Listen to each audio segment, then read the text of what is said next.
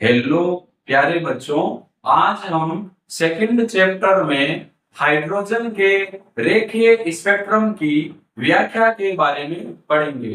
Bore के परमाणु model की सहायता से हम हाइड्रोजन के रेखीय स्पेक्ट्रम की मात्रात्मक व्याख्या कर सकते हैं।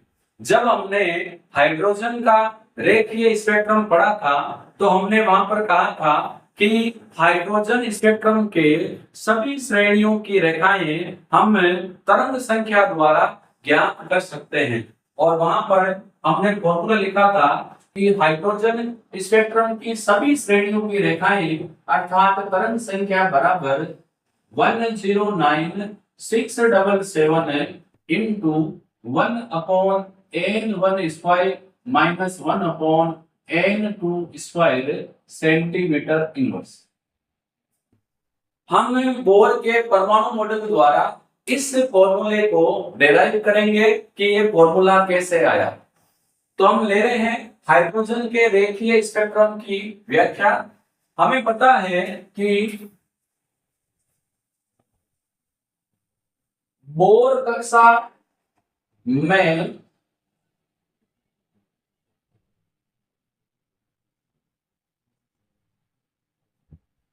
इलेक्ट्रॉन की जो ऊर्जा है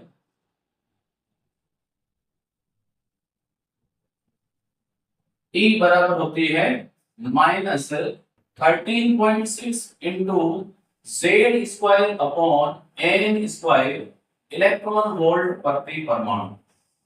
ये फॉर्मूला हमने डिराइव किया था। अगर इस फॉर्मूले की हम बात करें तो इस फॉर्मूले के अकॉर्डिंग जो ऊर्जा है E ये इनवर्सली प्रोपोर्शनल होगी n के n² के युद्ध कर्मानुपाती होगी। अब हमें पता है कि जब इलेक्ट्रॉन एक ऊर्जा स्तर से दूसरे ऊर्जा स्तर में संक्रमण करता है, जब इलेक्ट्रॉन एक ऊर्जा स्तर से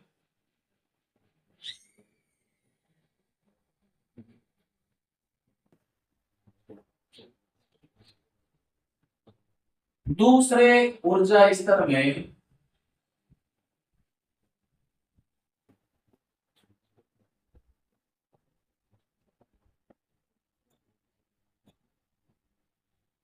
संक्रमण करता है तो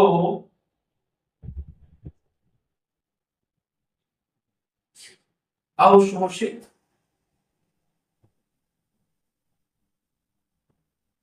या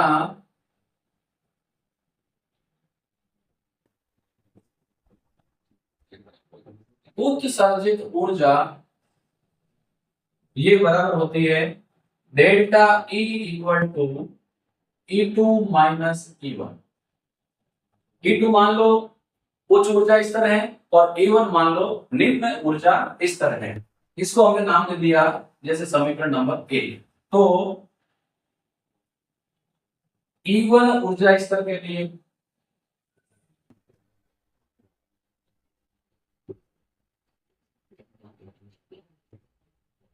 E1 ऊर्जा स्तर के लिए E क्या हो जाएगा E1। अब देखो यहां पर अगर समानुपाती का निशान हटाएंगे तो ये बराबर आएगा -RH 1/n² ये आएगा। और हमें पता होना चाहिए कि एनर्जी का जो वैल्यू है वो नेगेटिव में ही आती है। इसको हम ऐसे भी कर सकते हैं -1/n²। तो E1 के लिए क्या हो जाएगा E1 बराबर RH रिडबर्ग नियतांक इनटू n की जगह हम क्या लिख देंगे n1 और स्क्वायर तो फॉर्मूले में है। और E2 ऊर्जा स्तर के लिए क्या हो जाएगा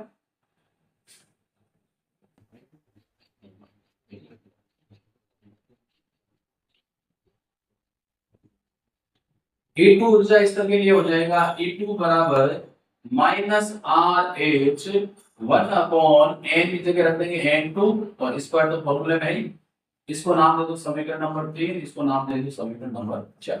अब हम क्या करेंगे समीकरण 1 में समीकरण 3 और समीकरण 4 से E1 और E2 का मान रखेंगे। तो समीकरण एक में E1 E2 का मान रखने पर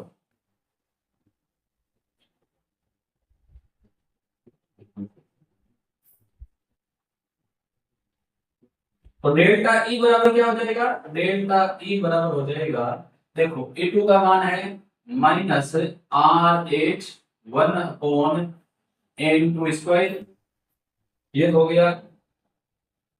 E2 माइनस E1 क्या है, ये रहा E1 minus R H 1/n1², ये हमने मान रख दिया E2 का, यहाँ पर मान रख दिया E1 का। अब देखो ये माइनस है और ये माइनस है, माइनस माइनस प्लस हो जाएगा, तो डेल्टा E बराबर हो जाएगा, ये तो है माइनस आर एच 1/n2², आगे हो जाएगा plus R H 1/n1²।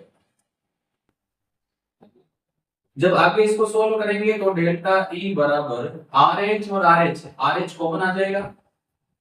Rydberg नियतांक में कॉमन ले रहा हूं लेकिन प्लस का ले रहा हूं, तो प्लस का लूंगा तो बेटा आएगा प्लस वाला, तो ये आ जाएगा 1/n1², फिर चिन्ह लगेगा माइनस का, आर एच तो कॉमन है और यहाँ क्या आ जाएगा 1/n2²। अब देखो हमें पता है कि प्लांक समीकरण से E बराबर होता है h न्यू। अगर मुझे आवृत्ति चाहिए तो आवृत्ति बराबर हो जाएगी E/h, यानी जो E वाला समीकरण है इसमें अगर मैं h अर्थात प्लांक नियतांक का भाग दे दूं तो मुझे प्राप्त हो जाएगी आवृत्ति। तो आवृत्ति क्या हो जाएगी, आवृत्ति हो जाएगी, ये समीकरण है RH, इसमें भाग दे दूंगा मैं प्लांक नियतांक h का, आगे है 1/n1² माइनस 1/n2²। इसको हमने आगे परोक्षण कर दिया या नहीं किस ताकि दिक्कत नहीं हो। फिर एक फॉर्मूला हमें पता है क्या है, C बराबर V इंटू लेमडा। अब अगर मैं लेमडा निकालना चाहूं तो लेमडा बराबर हो जाएगा C के अपन में चला जाएगा न्यू आवृत्ति, और इसका जब उल्टा करूंगा तो 1/लेमडा बराबर हो जाएगा आवृत्ति बटा प्रकाश का वेग, और हमें पता है कि 1/लेमडा बराबर क्या होती है, तरंग संख्या, अर्थात जो तरंग संख्या है वो बराबर हो जाएगी आवृत्ति बटा प्रकाश का वेग। तो अगर मैं आवृत्ति की जगह तरंग संख्या निकलना चाहूं तो तरंग संख्या बराबर हो जाएगी RH/h। जो ये इक्वेशन है आवृत्ति वाली, इसमें किसका भाग देना पड़ेगा, C का, इंटू C, और आगे क्या है 1/n1² माइनस 1/n2²। अब देखो जो RH है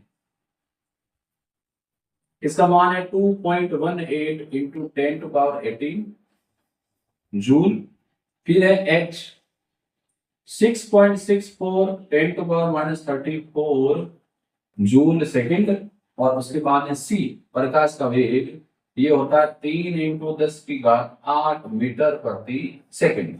वैल्यू रख देंगे तो तरंग संख्या बराबर हो जाएगी RS 2.18 इंटू 10⁻18 जूल बटा H है 6.64 into 10⁻34 joule second into C है 3 इंटू 10⁸ मीटर प्रति सेकंड।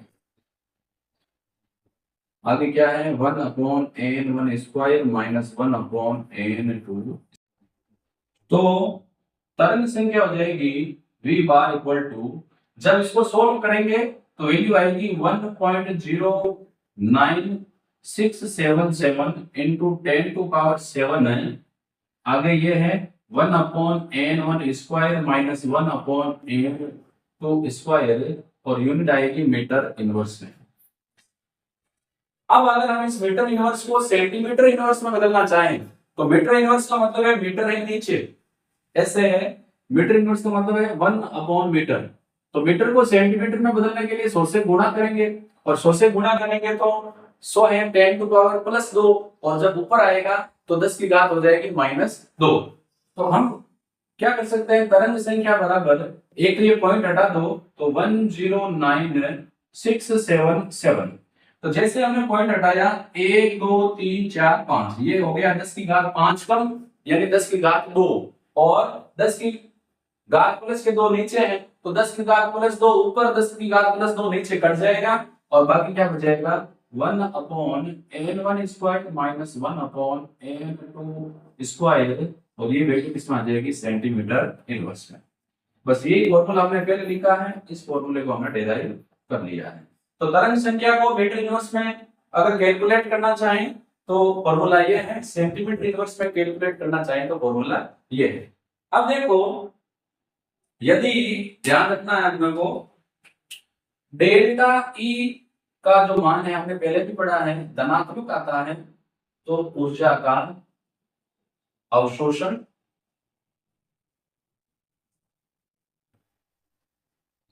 और डेल्टा ई का मान नेगेटिव आता है तो ऊर्जा का